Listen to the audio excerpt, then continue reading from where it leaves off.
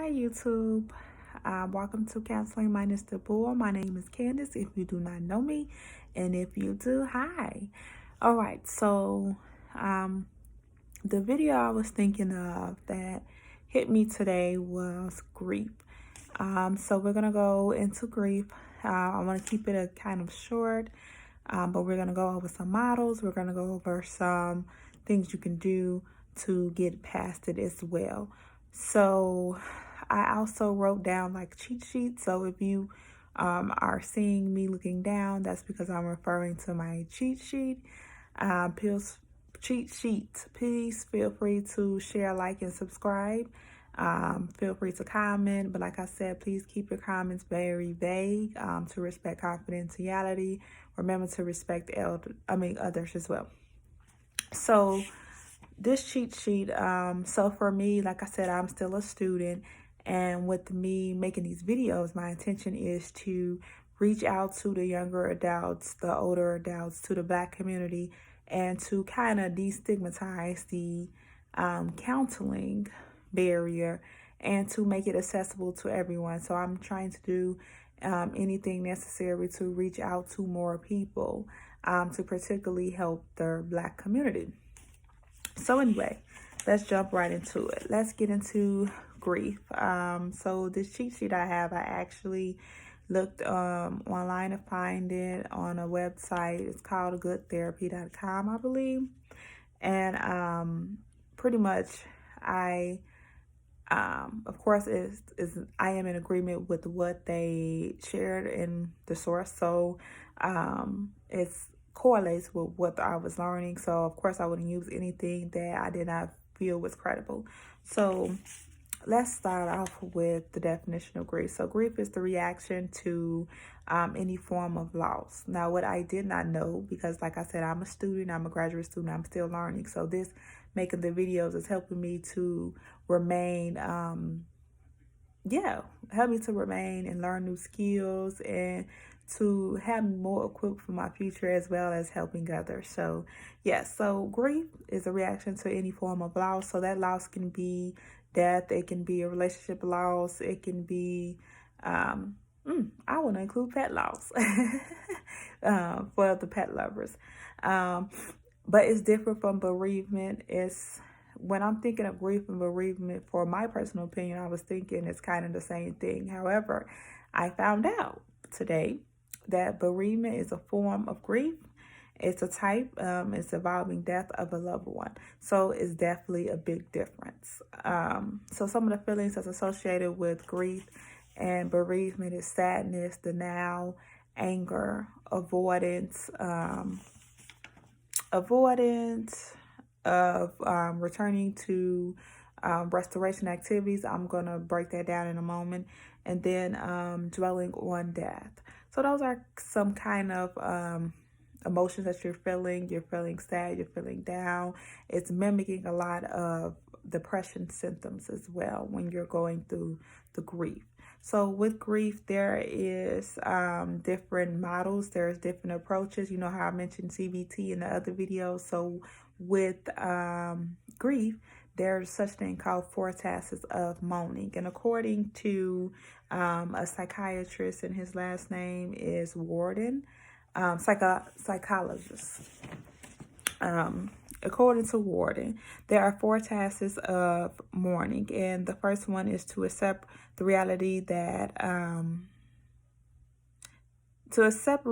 of your loss. So if you're mourning over your loved one or your pet or a relationship, the first thing to do is to just come to terms that you have lost that relationship, that person, that pet. That's the first thing you want to do. So you want to get past the stage of denial, out of that shock moment, and just be in that moment of acceptance.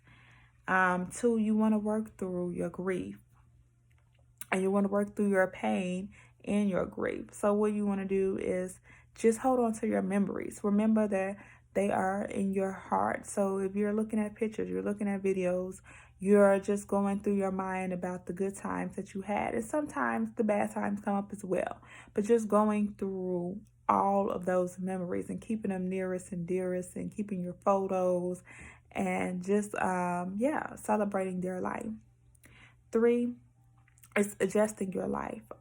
So it's a big adjustment, especially if you've been with somebody every single day, or if you talk to them every single day, or just seeing them occasionally. Is still a loss. So you're just adjusting to never seeing that person again, never seeing that pet again, or never being in a relationship again. It is a big adjustment, and a lot of people will have to create a different routine, and we'll get into that as well. So the next step is maintaining the connection to your family and friends. So staying connected with your support system, because during this whole process, you're going to need support. You're going to need people to comfort you. I know there is not a lot of people can say or do in that moment to make you feel better. But just having someone there to help you process your thoughts, to help you feel your emotions, to go through them, is always good. So just keeping that connection, keeping that door open, reaching out, not going to be isolated, and just staying to yourself and keeping everything in. So those are the 4 tasks of mourning. And then that's kind of the loss oriented activities. So those are the emotions that we talked about: the anger, the denial, the guilt. Some people feel guilty because they did not because some things that were not talked about, or were not handled, or the last thing that you said, or the last memory you had may not have been the best one. So these are considered some of the loss-oriented activities and emotions. So let's move on to the next model. This is the dual process model of bereavement, and they are considered to be the restoration activities. It's Margaret and Hank. According to Margaret and Hank, the dual process model of bereavement includes crying, yearning, experiencing denial, sadness, and anger, dwelling on the circumstances of the death, or dwelling on the death, avoiding restoration activities. And these activities are including these restoration activities. So you could think of these as like some things you can do as far as treatment, as far as getting back on track and dealing with your grief, and it's adapting to a new role. So adapting, let's say a wife who lost their husband, you are adapting to a new role as being both the mother and the father. So you're adapting to new responsibilities, stepping in a new role as necessary, and if possible or if needed. So that's a big change right there. That's a major change in your routine. That's a major change in responsibilities, and that's a lot in itself. But that's something that's essential to moving on and past and getting through your grief.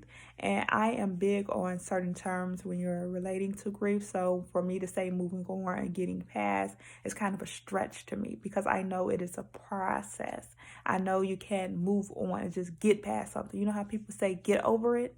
And I just refrain from that in this setting, because it's not realistic. And what you want to be with clients is be realistic and to be considerate. How would you feel if you're telling somebody that, I'm really missing my mom, I'm really missing my grandmother, and they're telling you to get over it? Like, what can I do to get over it? Nothing. The only thing I can do is process it. So yes, be careful also with your terminology. So the next thing you could do is you're managing changes in your routine. And I spoke about that a little bit earlier in the video. So you're managing the new roles, the new responsibility. You're creating some type of routine to your new life, your new way of life, your new responsibilities, your new roles. So just coming up with this routine, coming up with meaning, coming up with some type of form of a new meaning to your life if necessary. And that kind of goes into some existential things, approach, where you're looking for meaning, where you're looking for some type of purpose in your life, whether it's because you're changing directions in your life or it's because you're going through grief and you're like, hey, what do I have left? You know, I lost my husband, but I have my kids to live for. So going back to finding purpose and finding your meaning for life. Um, and then the next one is developing new ways to connect with friends and family. So, like I said before, reaching out to your family members, keeping that door open, talking about things, communicating, and just using your support system. And then lastly is cultivating a new way of life. So you have a new routine, you have a new role, you have a new way to communicate with friends, to keeping their door open, to remain open, to get these feelings out, get these emotions out, and to talk about it and not to hold it in. So that is the 4 restoration activities that you can do to turn around the loss-oriented activities. So we talked about 2 different models, both restorative and loss-oriented. We talked about the bereavement approach. We talked about the 4 tasks of mourning. We talked about the difference between grief and bereavement. And yes, so hopefully this is helpful. I'm always going to encourage and push for self-care in each video. So even when you're in your grief and you may be experiencing depressive symptoms or anything, but just remembering to continue your self-care, to remember that even though you're losing a relationship or you're losing a loved one, your loved one will want you to push on to take care of yourself. They will want the best for you, to celebrate their life. How can you celebrate their life without taking care of yourself?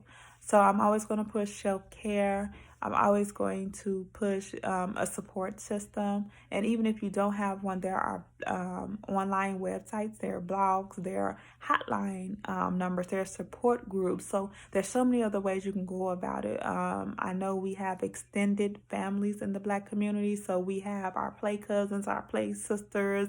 We have our people that were not necessarily biological in the family, but we've grown up with and we're close to and we trust. So just using your extended family and your support system as well. And thank you. I'm going to wrap up here, and that is all. Our next video I'm going to probably make sometime within the next few days, kind of give myself a little time to kind of ponder on the next topic. But thanks for watching. Remember to like, share, and subscribe. Remember to feel free to apply this as necessary. And for those who are really on the road to love, growth, and healing, just as the 3 characteristics of this challenge, I applaud you. I'm proud of you. And let's continue on this journey together. See you next time.